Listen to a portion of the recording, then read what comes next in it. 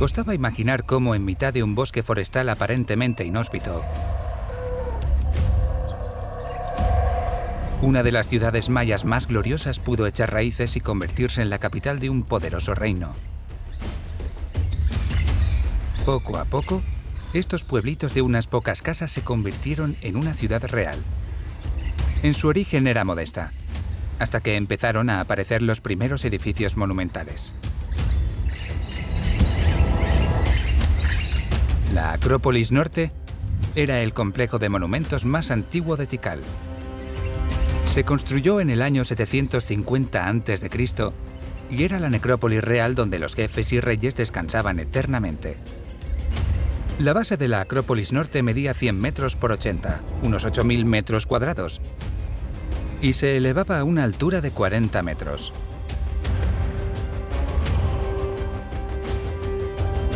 Se originó como un complejo de varias pirámides, cada una con un templo en la cima que se multiplicaron en poco tiempo.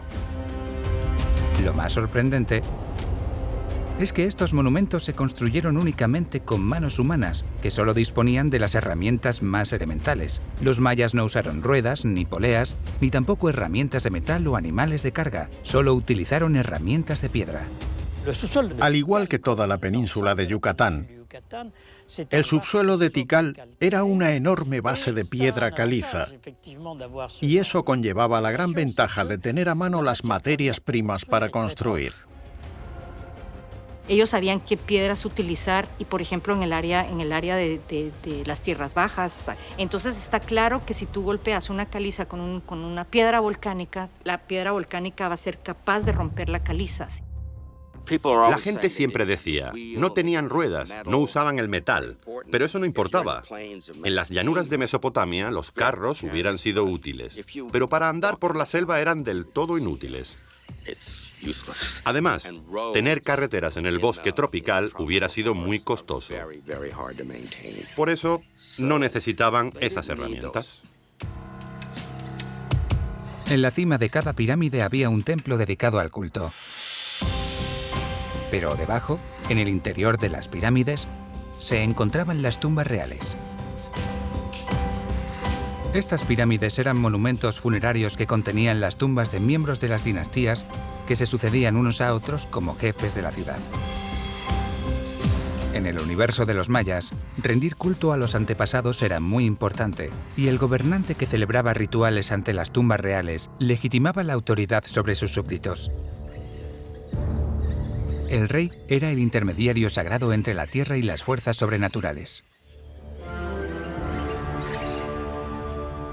Las estelas que se podían ver a los pies de las pirámides así lo atestiguaban. Medían más de 2 metros de alto y retrataban la vida de los reyes de Tikal. En ellas había esculpidos los mayores acontecimientos de sus reinados, las victorias, las bodas, las muertes. Pero, ¿cómo llegaron exactamente estas estelas a ese lugar sagrado? Primero, los mayas cortaron bloques de piedra caliza de las minas del lugar. Cavaron trincheras con hachas de piedra que delimitaban los contornos. Después cavaron horizontalmente debajo de cada bloque para liberarlo. Esta estela medía 3 metros de largo por más de 1 metro de ancho y tenía un espesor de 45 centímetros. Debió de pesar más de 1 tonelada. Las estelas se esculpían solo una vez en el lugar, usando tijeras de sílex y mazos de madera. La orientación de las pirámides estaba alineada con los puntos cardinales. El norte correspondía al cielo, el sur al inframundo, la tierra de los muertos. El este al sol naciente, de la vida y el renacimiento. Y el oeste a las puertas de la muerte.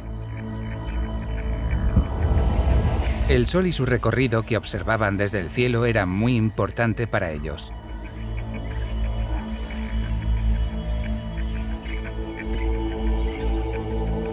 Estos templos piramidales en los cuales se realizaban rituales eran característicos de la arquitectura monumental de los mayas. Cada pirámide era una especie de montaña en miniatura. La montaña conectaba al hombre con el cielo, mientras que cualquier tipo de cueva o agujero del suelo lo comunicaba con el inframundo. Las ciudades y sus reyes competían por ver quién erigía los templos más espectaculares, es decir, aquellos que impresionaban más a sus habitantes. Las pirámides eran parte del teatro. El rol del rey era fundamental. Ese teatro, del cual solo quedaron los escenarios, era esencial y el rey era la estrella. Se necesitaron muchos trabajadores para construir esas edificaciones monumentales. ¿Cómo es posible que los mayas pudieran construir estructuras tan enormes con esas herramientas primitivas? Si eras un rey divino, al que veneraban 150.000 personas, era fácil decir: vosotros! Os vais a pasar el mes esculpiendo esta línea. El secreto de todo era el trabajo. Creo que la sociedad siempre se ha maravillado de ver estas construcciones enormes y magníficas pensando en la tecnología que manejaban los mayas.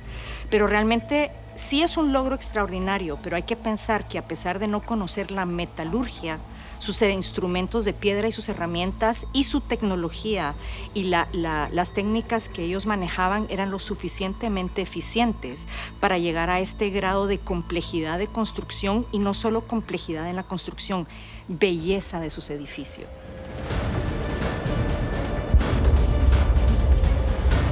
A partir de una plataforma sobre una amplia base rectangular, se construyeron compartimentos de piedras más o menos talladas, unidas por una argamasa de arena, cal y barro. Después, estos compartimentos se rellenaban con grandes piedras, tierra y escombros que proporcionaban una gran estabilidad a la construcción. ¿Eso cómo se logra? Sabiendo la dureza de las piedras, sabiendo técnicas de corte, abrasión, todo este tipo de cosas que le permitieron llegar a desarrollar la arquitectura que nos maravilla a todos hoy en día. Las bases de las pirámides de Tikal se rellenaban con cientos de miles de piedras. Parecían estructuras enormes, llenas y pesadas. El mismo proceso se repetía en cada planta de la pirámide, aunque a veces dejaban un espacio vacío en el medio que servía como cámara mortuoria. Todas las pirámides daban testimonio del poder de los reyes, pero las de Tikal eran especiales debido a su gran altura. Medían de 40 a 65 metros de alto y eran casi tan altas como la Catedral de Notre Dame de París. Cada rey quería dejar su huella, pero ¿cómo podían seguir superando a sus antepasados? Antes ya había una pirámide, pero ellos construyeron otra. Muchas de estas pirámides eran como muñecas rusas, pero con una estructura eterna. Ejercían una presión de miles de toneladas.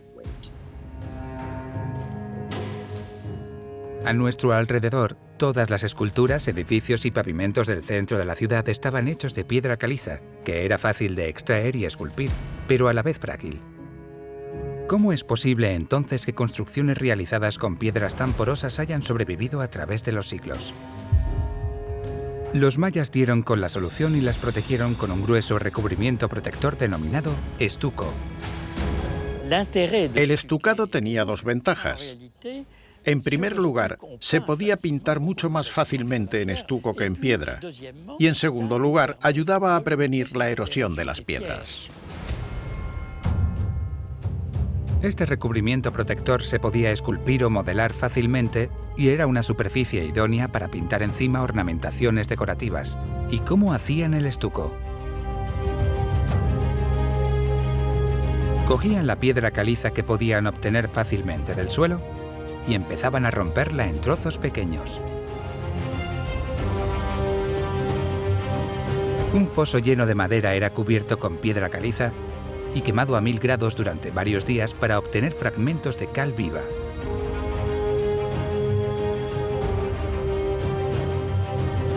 La cal se mezclaba con agua y luego con arena muy fina para crear una pasta de estuco.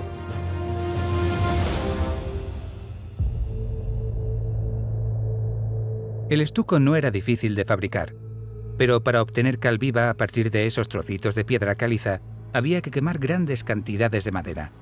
Necesitaban cortar árboles de 40 o 50 metros utilizando simples hachas de piedra. Solo un gran gobernante era capaz de movilizar la mano de obra necesaria. Atraer a nuevos habitantes fue algo habitual en la historia de los mayas clásicos y el objetivo principal para los gobernantes. Al atraer a la gente, los gobernantes conseguían mano de obra y esos trabajadores eran muy útiles porque les rendían tributo y también podían construir. A principios de nuestra era había unas 10 ciudades mayas que competían entre ellas, y Tikal estaba decidida a destacar entre el resto. Sus pirámides fueron un centro de poder y ofrecieron un gran espectáculo. No era como un escenario de teatro, sino como un complejo. Los edificios individualmente no tenían ningún sentido, pero si los colocabas juntos, el resultado era impresionante. Estas pirámides formaban un centro ceremonial, un núcleo urbano en el que todos los habitantes se congregaban para presenciar los grandes rituales que unían a la comunidad con su soberano. Sabemos que bajaban esas enormes escaleras con las manos cubiertas de sangre después de realizar un sacrificio en las plantas superiores. Y que seguían descendiendo por esos escalones gigantescos. La gente se reunía en las plazas a los pies de las pirámides para presenciar los ritos y escuchar las predicciones del soberano. Pero la población maya era eminentemente agrícola y vivía en diferentes lugares. ¿Cómo sabían entonces cuándo reunirse en el centro de la ciudad? Lo veían en las estrellas. Los mayas tenían una concepción cíclica del tiempo, basada en la observación de las estrellas. Creían que el pasado, el presente y el futuro estaban vinculados y que solo los rituales que pretendían satisfacer a los dioses, celebrados en fechas específicas, podían predecir el futuro. La astronomía se convirtió en el fundamento de los calendarios adivinatorios que determinaban las fechas en que se debía acudir a los rituales. De hecho, los mayas tenían varios calendarios. Seguían fundamentalmente un calendario solar de 365 días, pero también disponían de un calendario que no estaba directamente relacionado con el sol y que constaba de 260 días. Los mayas se interesaron por combinar estos dos calendarios. Pero los mayas realmente, para llegar a la precisión de calendario que lograron crear, tenían que tener conocimientos astronómicos increíbles.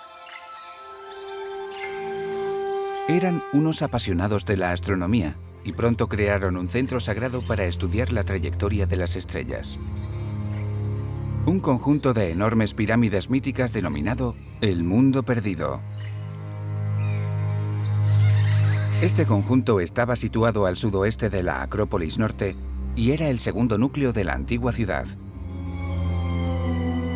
Lo más intrigante era que en el centro del conjunto se alzaba una pirámide de 30 metros de alto con una base de 80 metros de ancho. En sus orígenes, estaba decorada con máscaras de estuco que representaban dos jaguares y mostraba tonos rojizos principalmente. El rojo era el color del este y del amanecer. Celebraba el nacimiento del sol y de la vida en sí misma.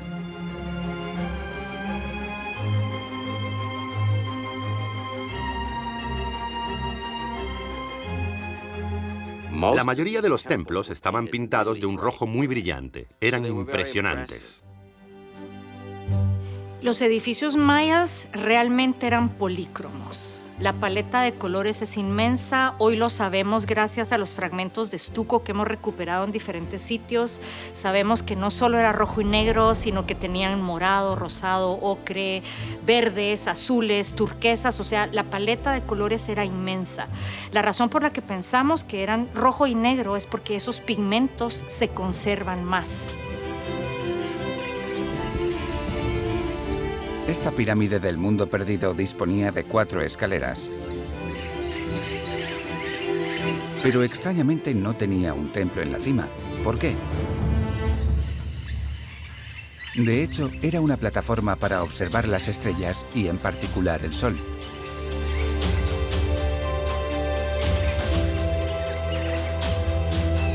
Al este, se encontraba frente a 3 pequeñas construcciones conectadas entre ellas y alineadas de norte a sur. Se podía ver el Sol desde allí.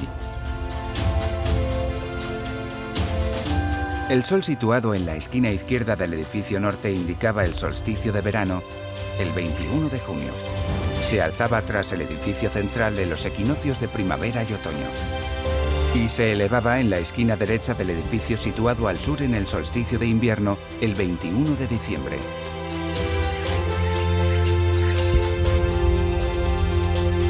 Los sacerdotes mayas observaban el curso del Sol, de la Luna y de Venus.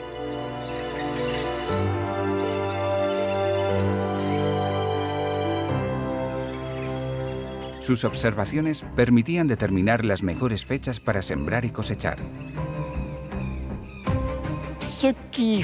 Quizá lo que definía fundamentalmente a los mayas era que asociaban cada vez más sus observaciones astronómicas con la aritmética, ya que también eran matemáticos. Incluso hacían predicciones. Sabemos, por ejemplo, que predijeron eclipses de todo tipo con miles de años de antelación. Sí, y acuérdense que nada más a simple vista, porque no se conocían lentes de aumento y demás, e inclusive en arquitectura tienen elementos como Mundo Perdido, que son marcadores de solsticios y equinoccios.